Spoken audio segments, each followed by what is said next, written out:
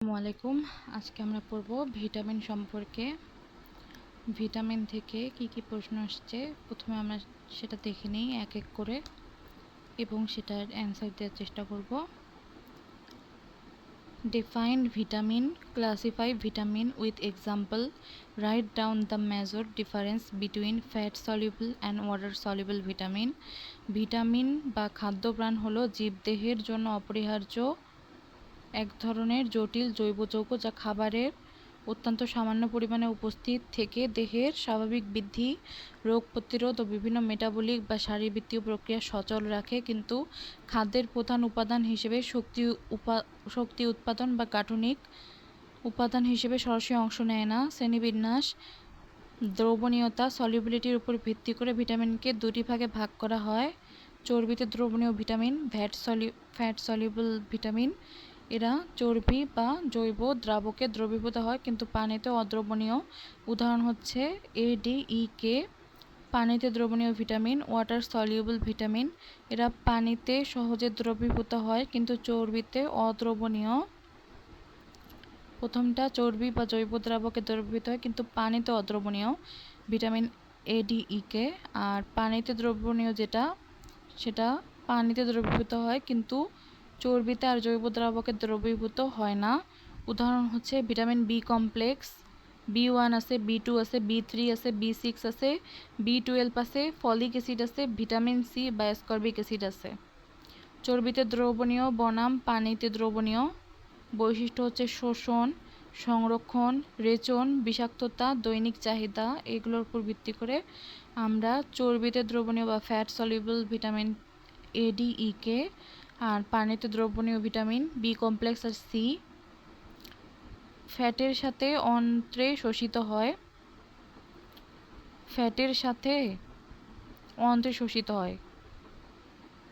কারণ এটা ফ্যাটে দ্রবণীয়, তো এই কারণে ফ্যাটে দ্রবীভূত হয়ে হচ্ছে অন্ত্র বা ইন্টেস্টাইন হচ্ছে ক্ষুদ্রান্ত,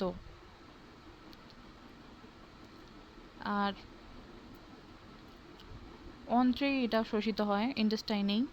আর পানির সাথে সরাসরি অন্ত্রে শোষিত হয় ভিটামিন সি আর হচ্ছে বি কমপ্লেক্স। এই কারণে লেবু হচ্ছে আমরা পানিতে চিপেও যদি খাই তাহলে দেখা যাবে যে সিটা আমাদের ভিতরে ঢুকতেছে।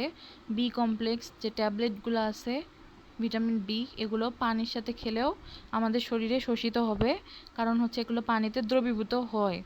আর চর্বিতে দ্রবণীয় যেমন ভিটামিন এ যদি খেতে হয় তাহলে আমাদের এটা ফ্যাটের সাথেই খাইতে হবে। ডি ভিটামিন ডিও ফ্যাটের সাথে শোষিত হয়, তো এই কারণে যাদের ডি কম থাকে তাদের শোষণের জন্য ভিটামিন ডি এই ট্যাবলেটটাকে ফ্যাটের সাথে বা হচ্ছে ডিমের সাথে খেতে বলা হয়, এতে শোষণ ভালো হয়। ভিটামিন ইও ফ্যাটের সাথে খেতে হয়, কেও হচ্ছে ফ্যাটের সাথে খেতে হয়।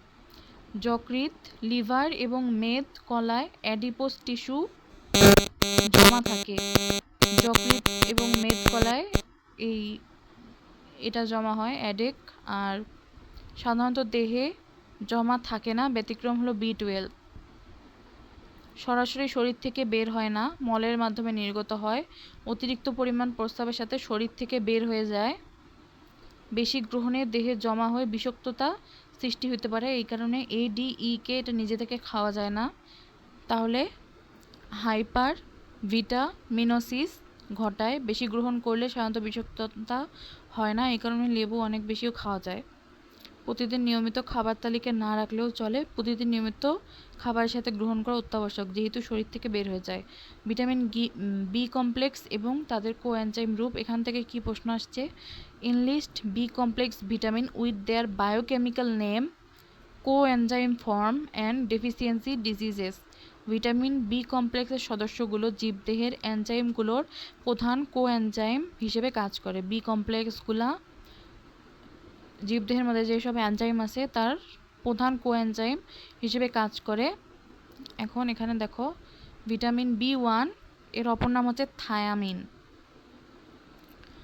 মেসির ছেলের নাম হচ্ছে থিয়াগো, তো ওখান থেকে প্রথম যে ছেলে সেটার নাম হচ্ছে থিয়েগো, তো এই কারণে B1 B1 দিয়ে আমরা থায়ামিন মনে রাখব। সক্রিয় কোএনজাইম রূপ হচ্ছে থায়ামিন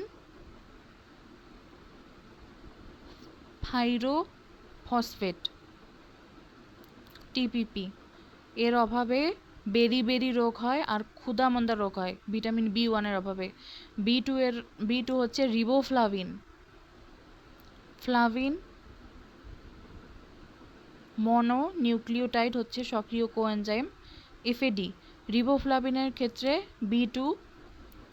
B2 দিয়ে আমরা রিভো মনে রাখবো বা রিবা মনে রাখবো। আর এটার সক্রিয় হচ্ছে FAD।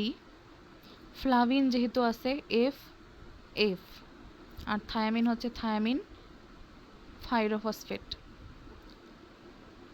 এর অভাবে চিলোসিস ঠোঁটের কোণে ঘা হয়। B3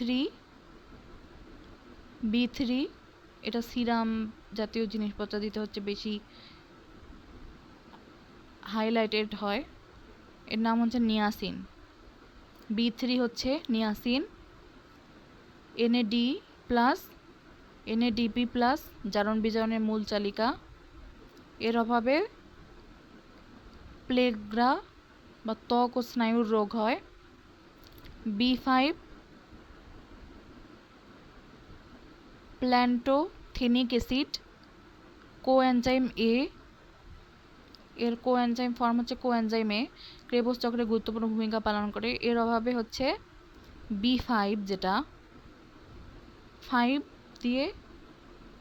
5কে আমরা কি বলি পেন্টোজ বা পেন্ট দ্বারা বলি, তো পেন্টথেনিক এর সাথে থেনিকটা যুক্ত হবে আর তার সাথে অ্যাসিডটা যুক্ত হবে। তো কোএনজাইম A হাত পায়ের জ্বালা পোড়া রোগ হয় এর অভাবে, বার্নিং ফুড সিনড্রোম। B6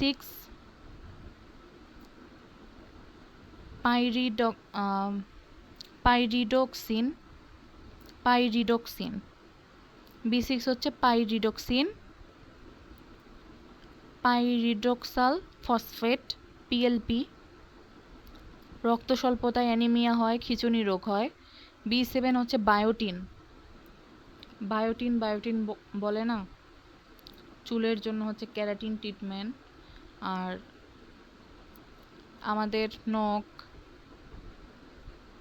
ত্বক এটার জন্য বায়োটিন অনেক উপকারী বলে যে B7 এটা হচ্ছে বায়োটিন। এর কোএনজাইম হচ্ছে বায়োসাইটিন কার্বক্সিলেশন বিক্রিয়ায় লাগে। এর অভাবে চর্মরোগ হয়, চুল পড়ে যায় B7 এর অভাবে। B9 এটা হলো ফলিক অ্যাসিড। B9 হচ্ছে ফলিক অ্যাসিড টেট্রা হাইড্রোফোলেট। এর অভাবে হচ্ছে মেগালোব্লাস্টিক অ্যানিমিয়া রক্ত কণিকা বড় হওয়া রোগ হয় B9 এর অভাবে। প্রেগন্যান্সির টাইমে B9 খেতে বেশি করে বলা হয়। B12 এটা হচ্ছে সায়ানোকোবালামিন অ্যাডিনোসাইল কোবালামিন আর হচ্ছে মিথাইল কোবালামিন। এর অভাবে হচ্ছে পার্নিসিয়াস অ্যানিমিয়া তীব্র রক্ত স্বল্পতা হয়। ভিটামিন C বা ascorbic acid discuss the biochemical function of deficiency symptom of vitamin C। রাসায়নিক প্রকৃতি ভিটামিন C একটি শক্তিশালী হ্রাসকারী এজেন্ট বা অ্যান্টিঅক্সিডেন্ট যার রাসায়নিক নাম অ্যাসকর্বিক অ্যাসিড। জৈব রাসায়নিক কাজ বায়োকেমিক্যাল ফাংশন কোলাজেন সংশ্লেষণ। এটি দাঁত হাড় রক্তনালী ও ত্বকের প্রধান গাঠনিক প্রোটিন কোলাজেন তৈরিতে হাইড্রোক্সিলেশন বিক্রিয়া অনুঘটক হিসেবে কাজ করে। কোলাজেন সংশ্লেষণে দাঁত হাড় রক্তনালী ত্বকের যে গাঠনিক প্রোটিন আছে কোলাজেন এর তৈরিতে হাইড্রোক্সিলেশন বিক্রিয়া অনুঘটক হিসেবে কাজ করে। অ্যান্টিঅক্সিডেন্ট সুরক্ষা এটি শরীরে ক্ষতিকারক ফ্রি রেডিক্যাল ধ্বংস করে কোষকে অক্সিডেটিভ ধকল থেকে রক্ষা করে। আয়রন শোষণ করে। অন্ত্রে উদ্ভিজ্জ খাবার থেকে আয়রন Fe2 রূপে শোষণের হার বাড়ায়। রোগ প্রতিরোধ ক্ষমতা, এটি শ্বেত রক্তকণিকা WBC কার্যকারিতা বাড়িয়ে ইমিউন সিস্টেমকে শক্তিশালী করে। এর অভাবজনিত রোগ বা ডেফিসিয়েন্সি সিনড্রোম হচ্ছে স্ক্যারভি, SCURVY, মাড়ি ফুলে যাওয়া, মাড়ি দিয়ে রক্ত পড়া, দাঁত আলগা হয়ে যাওয়া, ক্ষত শুকাতে দেরি হওয়া, ত্বকের নিচে রক্তক্ষরণ, পেটে চিয়া, হাড় দুর্বল ও ভঙ্গুর হওয়া। খনিজ লবণের শ্রেণীবিন্যাস, classify mineral with example, differentiate between macro mineral and micro mineral. জীবদেহে পুষ্টি ও মেটাবলিজমের জন্য খনিজ লবণ বা মিনারেল অত্যন্ত গুরুত্বপূর্ণ। দৈনন্দিন চাহিদার উপর ভিত্তি করে এদের দুটি ভাগে ভাগ করা যায়। ম্যাক্রো মিনারেল বা বাল্ক মিনারেল মানবদেহের তথা জীবদেহের জন্য প্রতিদিন যাদের চাহিদা 100 মিলিগ্রামের বেশি থাকে তাদেরকে ম্যাক্রো মিনারেল বলে। উদাহরণ calcium, phosphorus, magnesium, sodium, potassium, chlorine, sulphur. আর মাইক্রো মিনারেল হচ্ছে ট্রেস মিনারেল, জীবদেহের জন্য প্রতিদিন যাদের চাহিদা অত্যন্ত সামান্য বা 100 মিলিগ্রামের কম প্রয়োজন হয় তাদেরকে মাইক্রো মিনারেল বা ট্রেস মিনারেল বলে। উদাহরণ হচ্ছে iron, zinc, copper, iodine, manganese, selenium, fluorine. প্রধান কাজ, ক্যালসিয়াম ও ফসফরাস হাড় ও দাঁতের মূল কাঠামো তৈরি করে। সোডিয়াম ও পটাশিয়াম কোষের অভিস্রবণ চাপ, অসমোটিক প্রেসার ও স্নায়ুর উদ্দীপনা পরিবহন করে। ফেরাস রক্তের হিমোগ্লোবিন তৈরি করে অক্সিজেন পরিবহনে অংশ নেয়। মৎস্য চাষ ও খাবারে ভিটামিনের গুরুত্ব, মাছের শরীর নিজে থেকে ভিটামিন সংশ্লেষণ করতে পারে না। Vitamin C, ascorbic acid, broken back syndrome. মাছের পোনা ও বড় মাছের হাড় ও তরুণাস্থি গঠনে কোলাজেন তৈরিতে ভিটামিন সি অত্যাবশ্যক। খাবারে ভিটামিন সি এর অভাব হলে মাছের মেরুদণ্ড বেঁকে যায় বা ভেঙে যায়, ব্রোকেন ব্যাক সিনড্রোম বলা হয়। ক্ষত শুকায় না এর অভাবে, ফুলকায় পচন রোগ দেখা যায়। ভিটামিন ই বা টোকোফেরল, এটা প্রজনন ক্ষমতা, অ্যান্টিঅক্সিডেন্ট হিসেবে কাজ করে। মাছের খাবারে উচ্চমাত্রায় PUFA, ACUFA। মাছের তেল যেন জারণ হয়ে নষ্ট বা র্যান্ডাসিড না হয় তা রক্ষা করে ভিটামিন ই। এটি মাছের ডিম্বাশয় ও শুক্রাশয় গোনাড পরিপক্কতা আনে। ব্রুড মাছের মা মাছ খাবারে ভিটামিন ই দিলে ডিমের গুণাগুণ ও পোনা ফোটার হার হ্যাচিং বেড়ে যায়।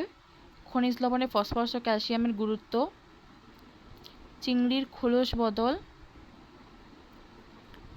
Shrimp moulting. চিংড়ি যখন খোলস বদলায় পুরনো শক্ত খোলসটি ত্যাগ করে নতুন খোলস তৈরি করে। এই নরম খোলসটি দ্রুত শক্ত করার জন্য ক্যালসিফিকেশনের জন্য চিংড়ি চারপাশের পানি থেকে প্রচুর পরিমাণে ক্যালসিয়াম শোষণ করে। পানিতে ক্যালসিয়ামের অভাব হলে চিংড়ির খোলস নরম থাকে, ফলে ডিজিজ হয়। আর ফসফরাস শোষণ ও পরিবেশের ভারসাম্য, মাছ পানি থেকে সরাসরি ক্যালসিয়াম শোষণ করতে পারলেও ফসফরাস পানি থেকে শোষণ করতে পারে না। তাই মাছের হাড় ও আঁশ গঠনের জন্য খাবারের মাধ্যমে ফসফরাস দিতে হয়। খাবারে সঠিক মাত্রায় ফসফরাস না থাকলে উদ্ভিদের বৃদ্ধি কমে যায়। তবে অতিরিক্ত ফসফরাসযুক্ত